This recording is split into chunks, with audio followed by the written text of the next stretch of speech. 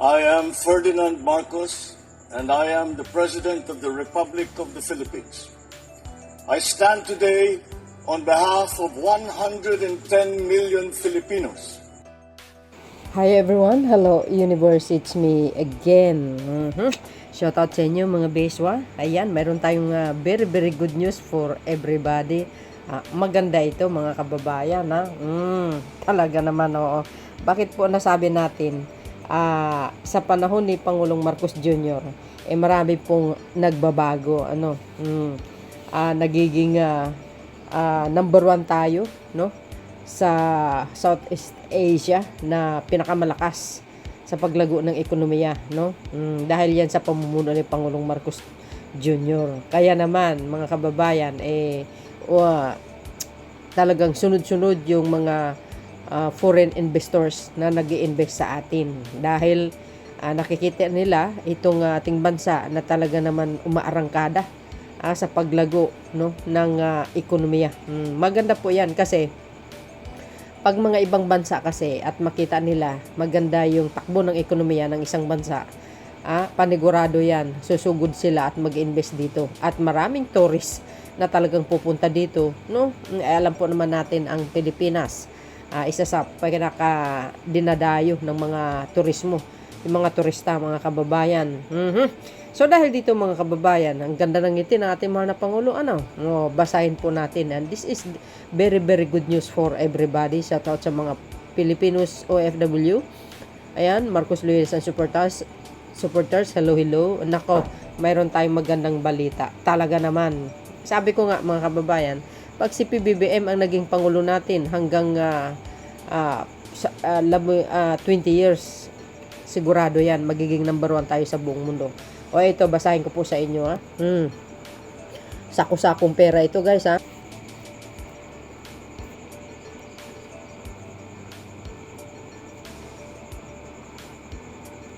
Ang sinabi dito mga kababayan, sa ilalim ng administrasyon ni Pangulong Bongbong Marcos, patuloy ang pagangat ng ekonomiya ng bansa.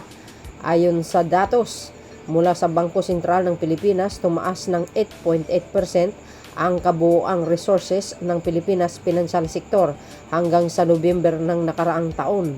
Umabot ito ng 33.7 trilyon mula sa 30.39 trilyon noong 2023. Biro nyo yun mga kababayan. Nako, ilang sakong pera ito mga besa. Pag sinabi mong 33.7 trillion, my goodness. At kudos naman talaga no sa mga resources na talagang tumaas mga bes. Ibig sabihin talagang maperang mga Pilipino masisipag. Tanging bukod lang yung mga kumukuda sa social media mga kababayan. Pero kumikita sila dyan yung mga paninira nila, yung mga trolls ni Hodas, bayaran ng mga yan kasi kaya kumikita rin sila no. So dahil dito mga kababayan, dito nyo sasabihin na wikang Pangulo, di ba? Tapos sabi nais patalsikin, tapos ipapalit yung walang kaalam-alam sa pamumuno, di kayo naloka. Kahiya-hiya naman. Yung ginagawa ni Pangulong Marcos Jr., hindi niya kayang gawin. Kung sa experience lang mga kababayan, total package si PBBM. Kumpara mo doon sa vice presidente niya, mayor lang 6 years, walang ka experience. Kaya sabi ko lack of experience nga di ba? Hindi real talk tayo totoo naman talaga 'yon. Total package sa experience si PBBM. Alam po natin lang lahat 'yan. Tuloy. Sa mga pagtaas na ito nang naging malaki ang kontribusyon ng mga bangko kabilang ang mga universal at commercial banks na nakapag-record ng 25.78 trillion. Agoy, grabe, ang daming pera ito guys Habang ang mga non-bank financial institution ay tumaas din sa 5.52 trillion. goes. Patuloy na nagpapakita ng solidong lakas ang financial sector ng bansa, tanda ng matatag na ekonomiya sa pamumuno ni Pangulong Marcos Jr. Which is ang Marcos administration. Totoo yun. Hindi lang doon sa napakadaming nag-invest dito mga kababayan na mga foreign, mga lokal. Ang pinakahuling binalita natin itong pag-invest ng ito UAE halos 1 trillion. Biro nyo yan. Ibig sabihin, magaling lang talaga mamuno si Pangulong Marcos Jr. Oh, di ba? Solido talaga mga besa. Kitang-kita naman, di ba? Itong last December Bakit nasabi ko na mayaman ang Pilipinas, mapira ang mga Pilipino? Kasi nagsisipag sila, madiskarte ang Pilipino. Tanging bukod lang yung mga tamad, di ba? Oh, bakit nasabi ko nga talagang mayaman ang Pilipinas? Tingnan nyo nung last December. Grabe, nagsisikipan doon sa loob ng mga malls, mga bes. Sa palengke pa lang makita mo, naku, talagang minsan pumupunta ako sa palengke, medyo patanghali na medyo wala na gaanong tao, pero marami pa din. Doon lang, no, sign lang yun, makikita mo, ang mamamayang Pilipino, talagang nagpursige sila sa kanilang mga buhay-buhay, para sa kanilang pamilya. Sikip talaga ng mga, ng mga tao, lalo nung mga 24, mag-New Year, tapos Noche Buena. Sus, grabe guys, antindi, ang daming tao talaga sa mall. Makita mo yung tao paglabas na left and right yung mga supot, ang lalaki. Siyempre, ganoon talaga makita mo din yung mga mayayaman, yung mga sasakyan, puno yung comforter nila sa likod. Grabe, di ba? Yan pa lang, tingnan nyo, ang laki. Mapira talaga ang Pinas Ayan ngiting tagumpay si Pangulong Marcos Jr. guys. Kaya sabi nga ng ibang Marcos loyalist, yung halos lahat tayo, no? PBBM lang ang malakas. Kaya hindi na po tayo magtaka kung bakit maraming naiinggit sa kanya, no? Kaya yung mga taga-ibang bansa talagang ang dami talagang pumupuri sa kanya, sa totoo lang. Nakikita tayo sa buong mundo, guys, binabalita ito, yung paglago ng ekonomiya ng Pilipinas, binabalita ito sa buong mundo. Kaya naman, ang mga foreign investor, talagang interesado sa atin. Di ba? Especially yung paglalakbay ni Pangulong Marcos Jr. Solidong-solido, guys, ayan, tingnan nyo, para sa bagong Pilipinas, akma dyan sa slogan na yan, guys, hashtag para sa bagong Pilipinas. Financial sector ng Pilipinas tumaas ng 8.8% ang resources. Oh my goodness. Aabot ng 10% yan, tingnan mo mga besa. Hihigit pa yan kasi mabait itong taong ito itong Pangulo ng Pilipinas. Hindi pala away, makadiyos ito, kaya talagang binigyan siya ng blessing ng Panginoon. Sa ugali pa lang panalo. Walang panama si Digong, guys, Patuloy ang pag-angat ng ekonomiya ng bansa ayon sa datos mula sa Bangko Sentral ng Pilipinas.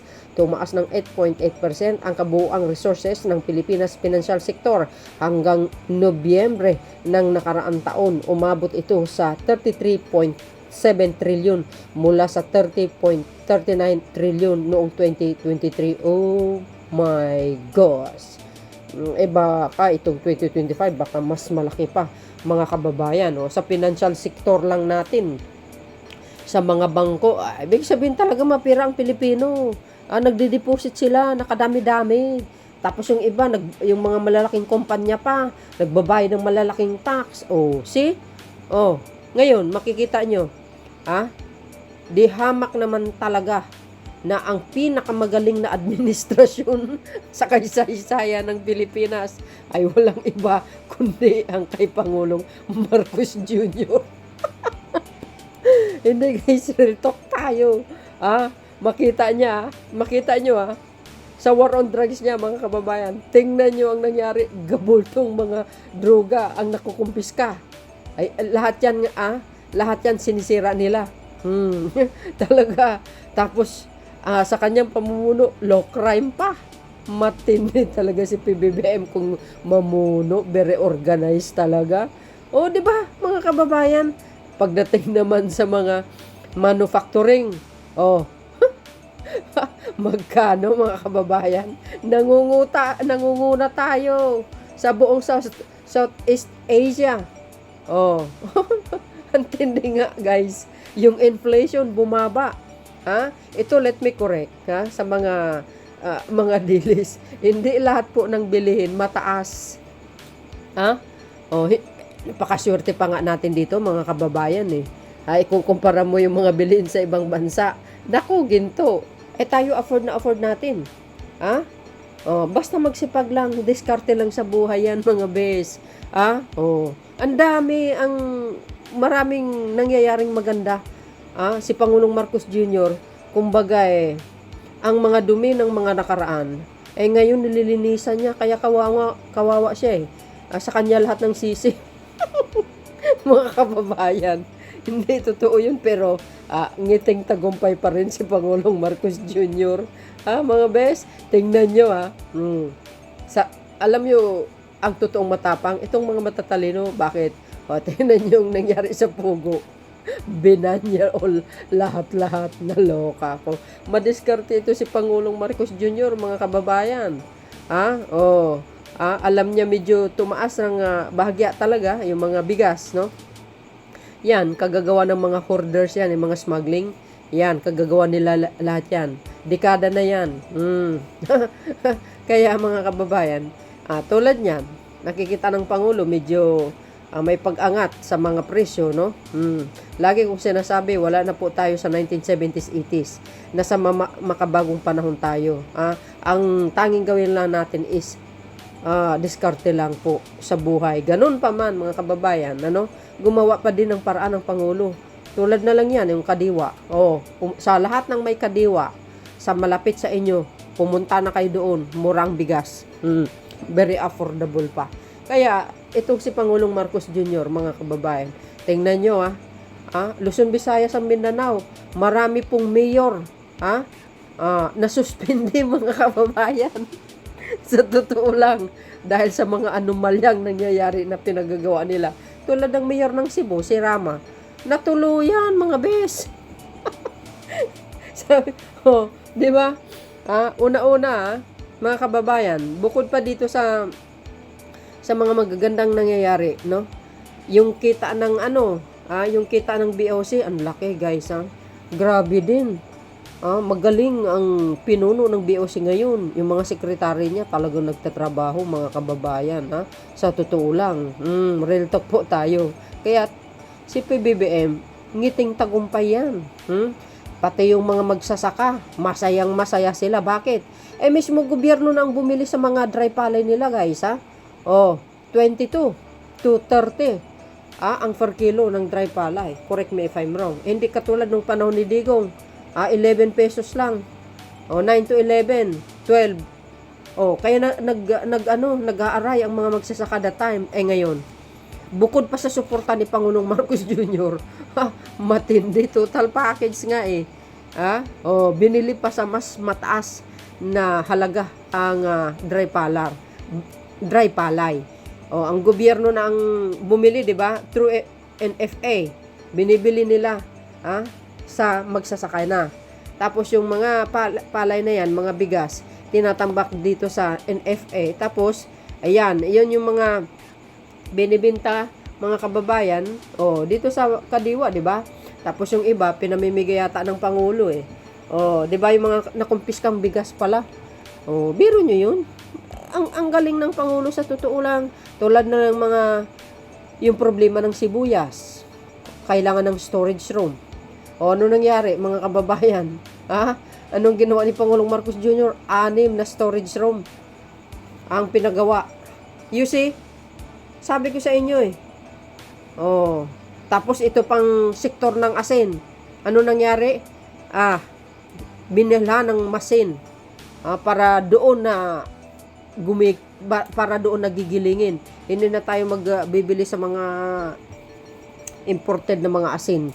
Di ba? Mayroon na tayong sarili itong maganda kay Pangulong Marcos Jr. Lahat nakikita niya ang problema ng bansang ito. Kaya naglilinis siya, mga dumi ng mga nakaraan. Sa totoo lang. Tulad yan, sa war on drugs ng dating administration. Nabubunyag ang kabulukan. Sabi ko sa inyo, guys, huwag yung minamalit si Pangulong Marcos Jr. Tahimik yan. tahimik lang yan kung magtatrabaho. Tingnan mo, sumingaw ang mga baho nila. Oh. Isinilang ang quadcom. Ayun, sumingaw ang usok. 'Di ba? Nabunyag lahat, mga kababayan, pati yung confidential fund Sara. 'Di ba? Sabi ko sa inyo huwag niyo ismulin ang pagkatao ni Pangulong Marcos Jr. Naku, kilalang kilala yan. Sikat na sikat yan. Matagal na ng sikat. Kaya, hindi nyo kayang pataubin yan, mga bes, Grabe ang utak niyan. Kung gumalaw. Talaga. Sa susunod, tingnan nyo. Di ba? Makamukat-mukat natin. Nandito na po ang ICC. Di ba? Sabi ko sa inyo, mga kababayan, delikado pag gumalaw ang isang matalino. Pero mayroong matalinong bobo, guys, Pero si Pangulong Marcos Jr., grabe ito. Tingnan nyo, napakulong niya si Kibuloy under sa administration niya. Anong ginawa niya? Kulong. Ito pa, si Alice Go, hinabol hanggang Indonesia. Sabi ko sa inyo pinauwi through Interpol. Plus pa yung mga 200 plus na mga UAE na na nakakulong na mga Pilipino. Ano ginawa? Kinausap niya ang pinaka-pangulo ng bansang yan. Ano nangyari? Napardon! Di ba? Sabi ko sa inyo kaya soon as possible, uwi na sila dito sa Pilipinas. Si Mary Jane, ganun din. Anong nangyari? Niligtas niya sa Bitay. Nandito ngayon sa correctional sa Mandaluyong. Soon as possible, makakalaya yan. May inaayos lang na importanteng bagay. Kaya nga sabi ko sa inyo 'di ba? Pag ang Diyos magbigay ng blessing sa isang tao, sagad-sagaran na yan, guys. Ibig sabihin tuloy-tuloy yan. Kasi Pangulong Marcos Jr. sobrang bait. Napakabait ito. Walang alam ito kundi tumulong sa mga mahihirap. Sa mga magsasaka lang, tingnan mo.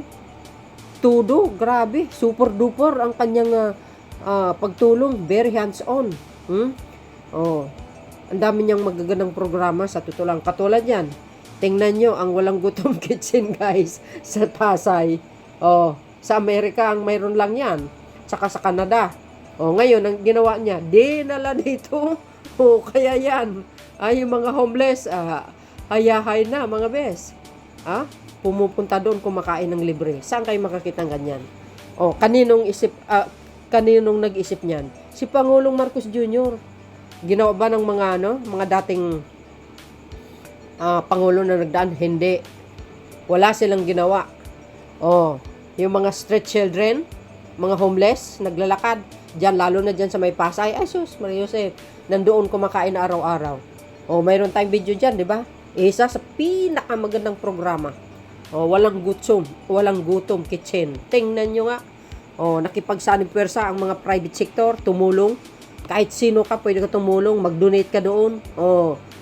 Malaking katulungan yun, mga kababayan. Diyan pa lang sa walang gutom kitchen na yan, nakikita ng Panginoon yan. Nakikita ng Panginoon. Mapalad ang mga taong tumutulong sa mga mahihirap. Tingnan nyo.